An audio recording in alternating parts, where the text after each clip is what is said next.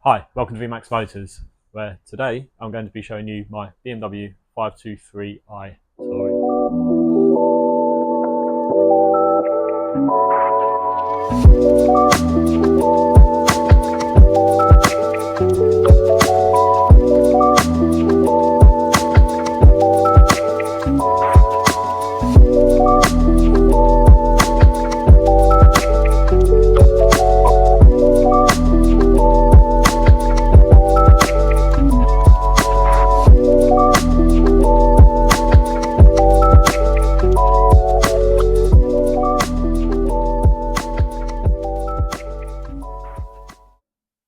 So I bought this car with about 81,000 miles on the clock and a full service history from dealers and specialists. So it seemed like quite a bargain when I bought it.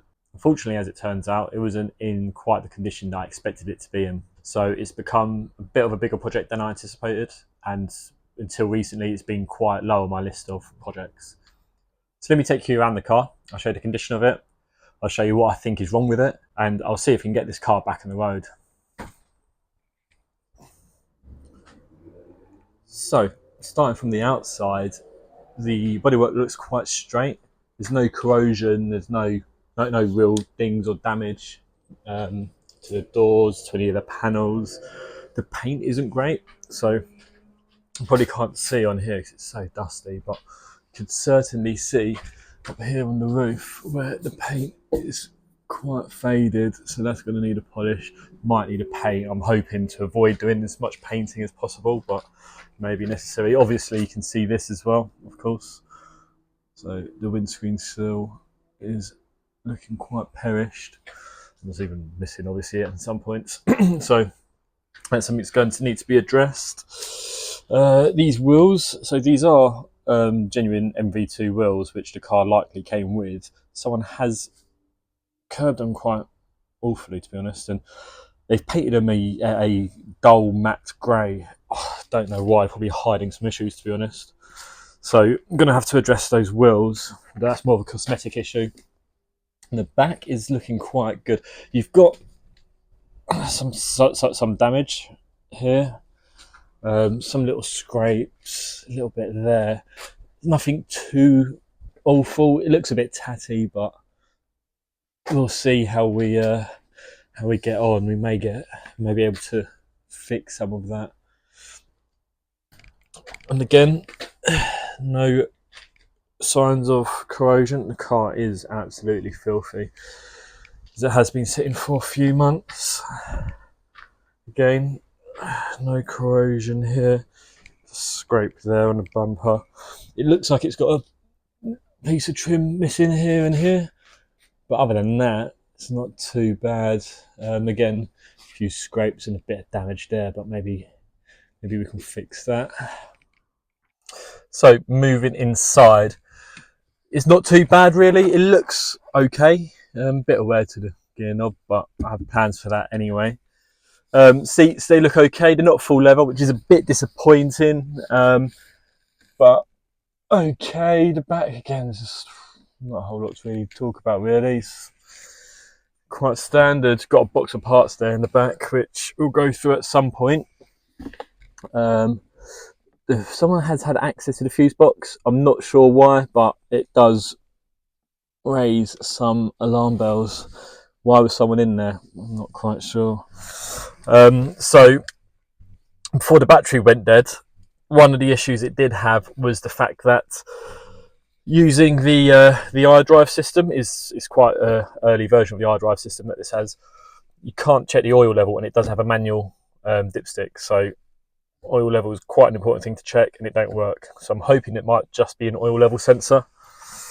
Again, battery's dead, but I know that it did start and it did drive, and the battery it's just gone dead since it's been sitting, I think.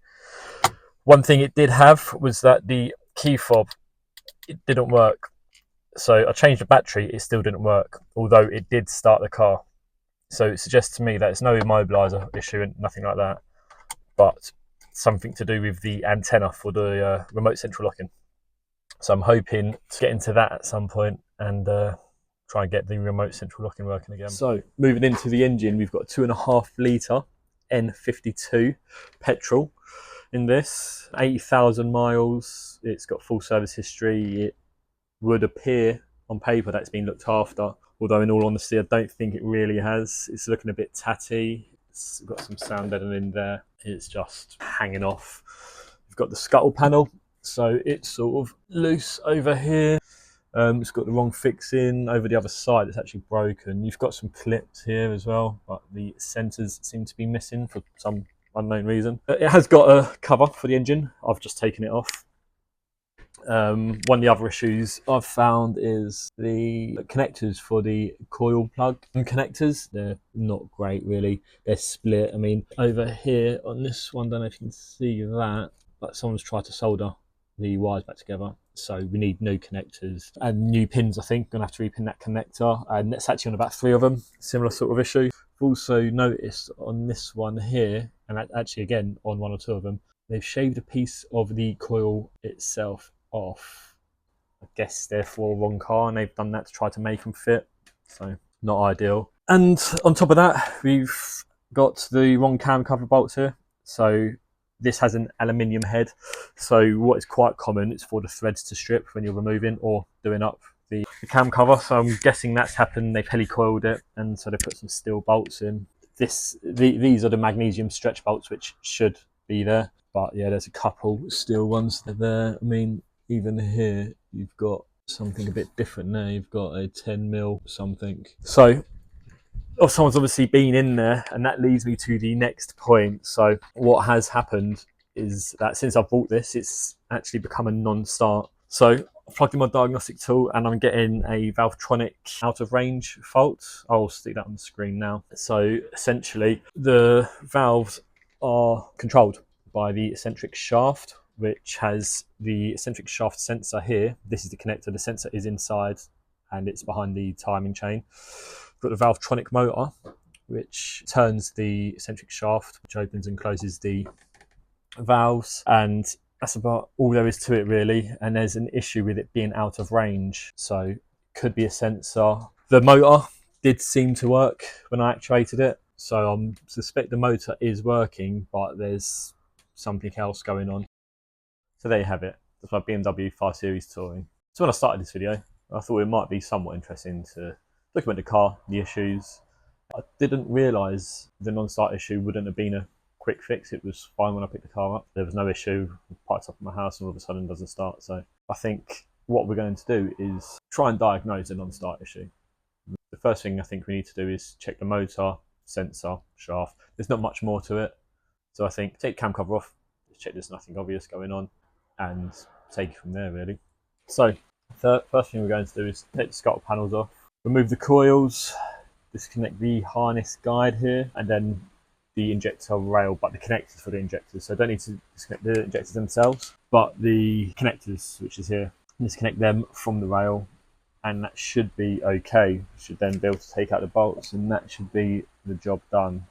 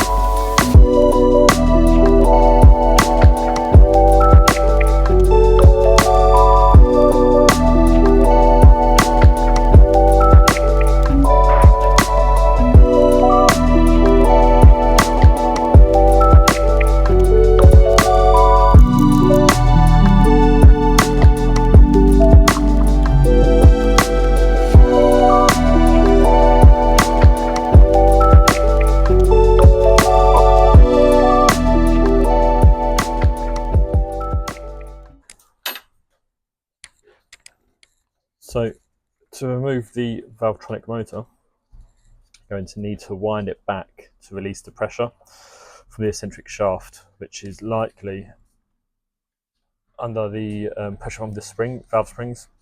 So you're going to need to slowly unwind this, release the pressure from the shaft before you can move this, because it's going to feel essentially like it's spring loaded.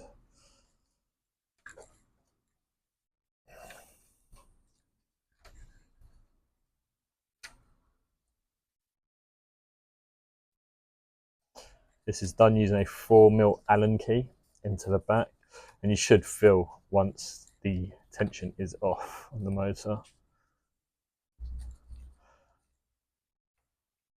And once you think you're there, the motor should come out in your hand. If it's still feeling the tension of the eccentric shaft, you'll see it trying to force its way off as you undo these two.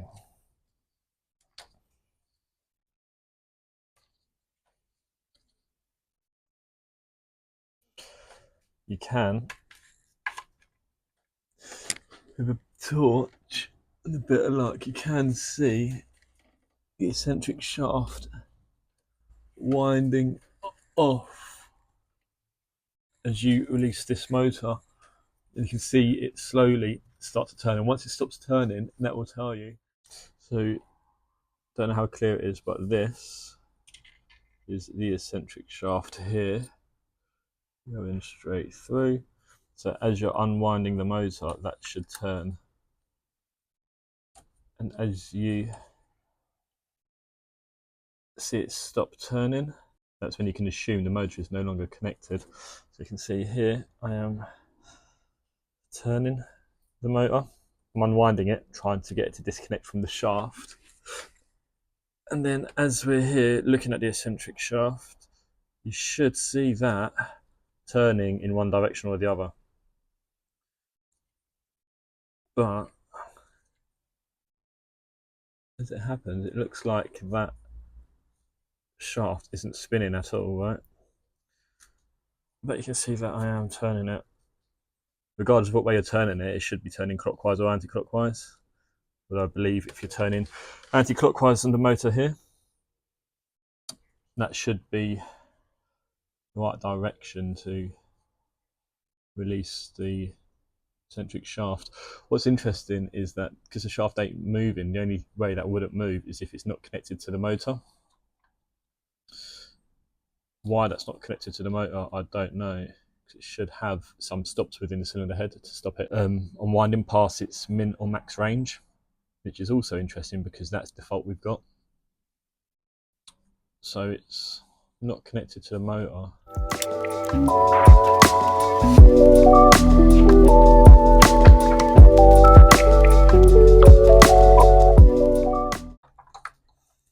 As you can see, that motor doesn't seem to be under any sort of pressure. I can move that with my hand. It's not being forced out, which you'd expect if it was under tension. So good news is we're safe to remove it. It's no longer spring loaded, so to speak.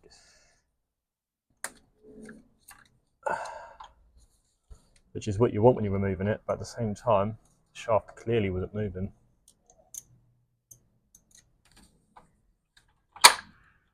One thing I have noticed is there's a bolt missing from here, which would go to the bottom of the motor.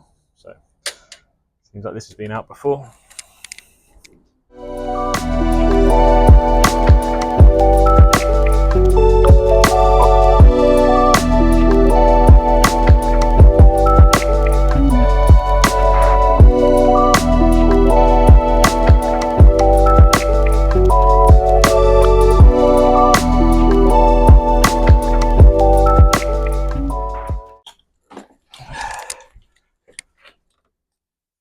As you can see, seem to have different coils in here for some reason. We've got one with this metal sort of sheath around it.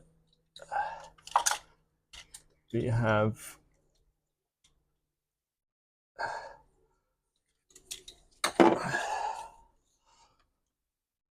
two different solid sort of plastic / rubber ones. You seem to have this moulding at the bottom on some, not on there.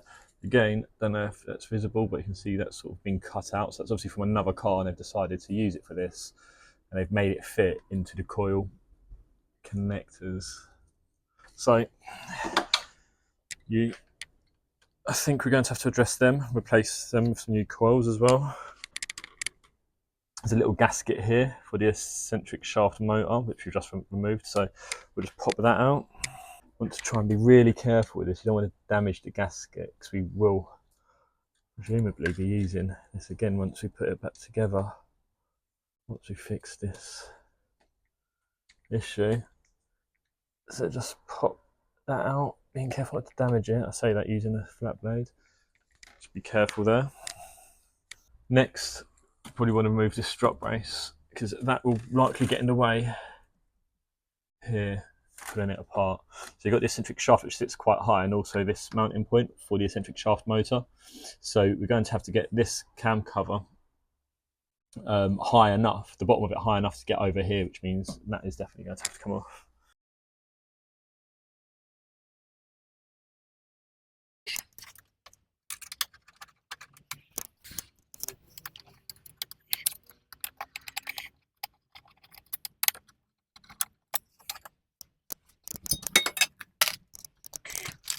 Next, we will remove this breather pipe. So it's got a top and a bottom part that you squeeze. So it will be fitted into, this goes into the cam cover. If you squeeze the top and the bottom of it, you'll feel there's a little part that feels a bit like a grip. So if you squeeze them in, it should pop right off. May be difficult to get your finger on the bottom one, quite simply, because there's no room between the clip and the cam cover. So if you use a flat blade, be very careful. You can get that underneath and sort of lever that up, and then use your finger for the top part, and that should hopefully be enough. There you go. It's connected. Could be a bit tricky, but that is literally all it is. Those two parts there, squeeze them together, should come undone. Next, we'll take off the connectors for the injector rail. These just have these little clips in the back, so we'll pry them off. Being very careful, we'll go and use a pick. And we should get them off and out of the way. So, just using a pick, a little angle on it is quite useful. You just want to get around the back of the connector here and here, and just sort of bring it around to the front of the connector, and it should be free. Do that for all 6 and you're off. It's not too difficult, to be quite honest, disconnecting these. You just have to be careful that they don't ping off into your engine bay.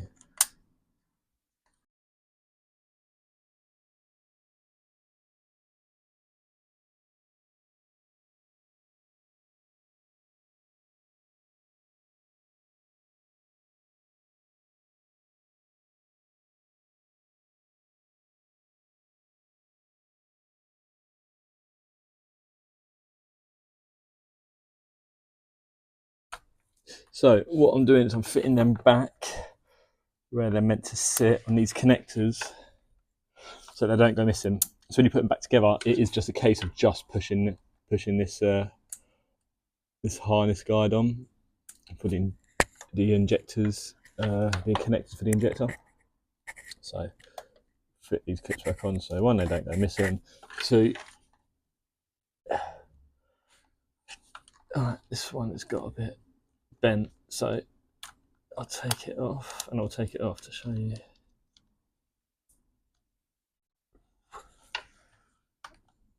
So got a little cutout around the bottom of the connector here. Don't know how visible that is.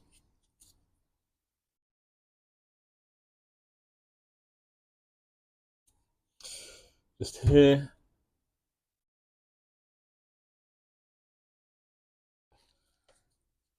Stick the clip on, so the little tabs are down. Sit it inside that groove, that cutout, and that is it. Ready to go back on. And they just push fit, so when you're ready to put that together, they just push back on.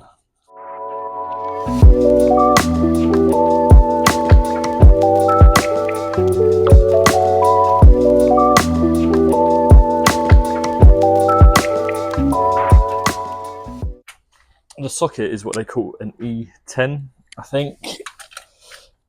We'll just check that. There you go, E10. So it's that sort of a socket for those of you that aren't familiar. Sort of the opposite of a Torx, really. So that'll be an E10 for all of the correct BMW cam cover bolts. These are stretch bolts. I think they might be magnesium. So we'll take them out. Then we've got an Allen key bolt as well, which is obviously not correct. Oh wow. Well, this is basically finger tight.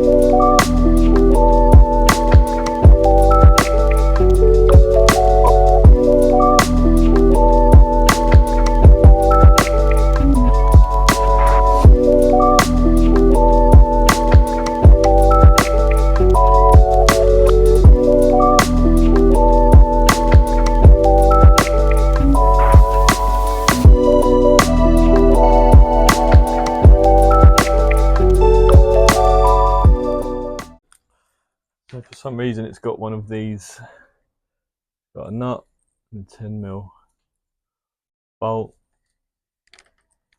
going through the cam cover and going through the top of the head, which is interesting.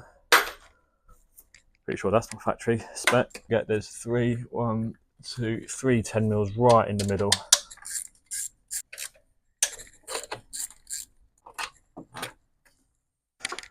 You've got magnesium stretch bolts, E10. You've got 1, 2, 3, 4, 5, 6, 7, 8, 9, 10, 11, 12, 13, 14, 15, 16, 17. From corner round to corner. At the back, you can't see them, but you have got 3 at the back. 1 underneath this breather pipe, 1 just in front of the breather pipe, and 1 right on the corner of this cam cover. But I think that could be all of them.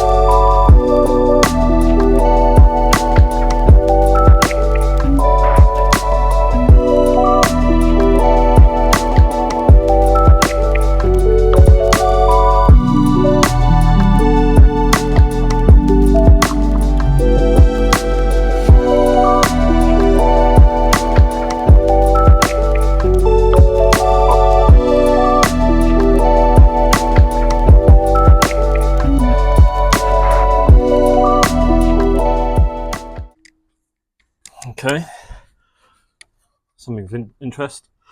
Snapped bolt in the cam cover, which holds on the harness for the coils. I did notice there wasn't a bolt in there, but didn't realise the bolt was snapped. There's your eccentric shaft, so then you can see that here. And what's interesting is it's got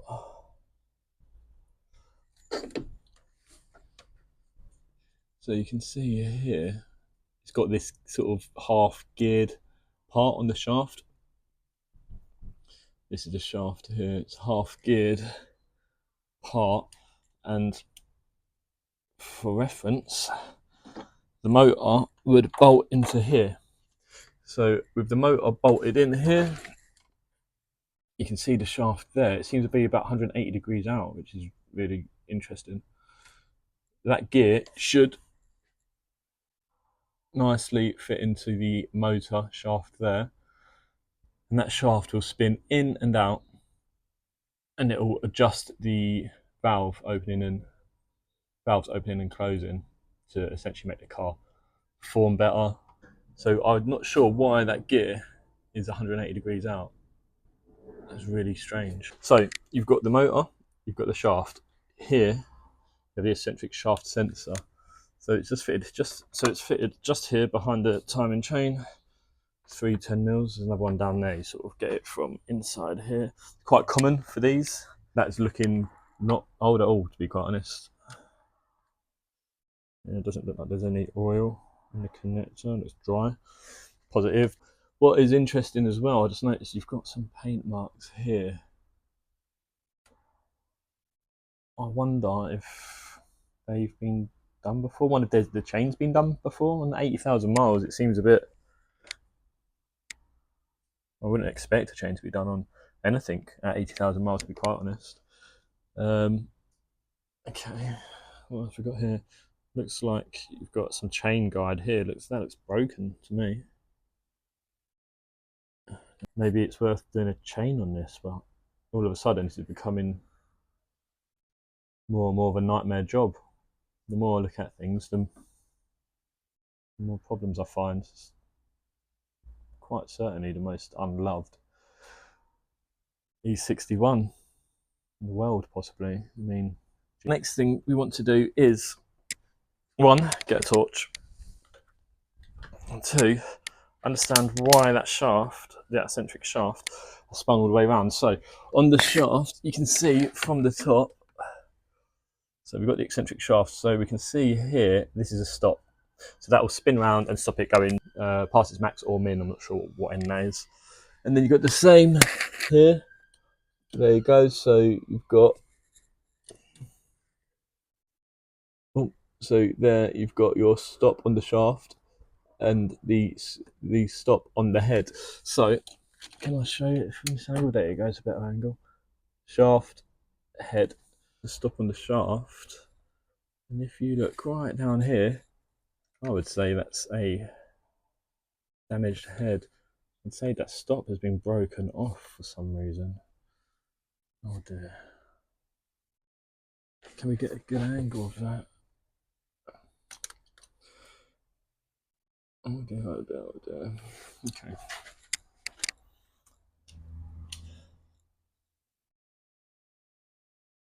There you go. That's not what you want to see here. There should be another stop similar to here. So you should have something similar to that over here for this part of the shaft to rest against. And that'll stop the shaft from doing that, winding itself off the motor. And I would say that is very likely the first thing I need to do. That is catastrophic. It has this written off the car. I can't believe that. It seems that the car I thought is pretty awful. I think that the person that sold it to me, they knew this was an issue. This isn't the sort of thing that is a coincidence. I've literally driven it home from the place where I bought it, had the non-start issue, then got onto other projects. And as you can see, before we do anything, it needs a cylinder head. I think after having a quick look, there's a couple of these cylinder heads available online. There's not many of them. they're a few £100. I think I'll make a video of the cylinder head, the timing chain, and we'll see where we end up with it. I think I need to go get a cylinder head, timing chain kit. So with that in mind, I'll end it there, and I'll see you in the next video.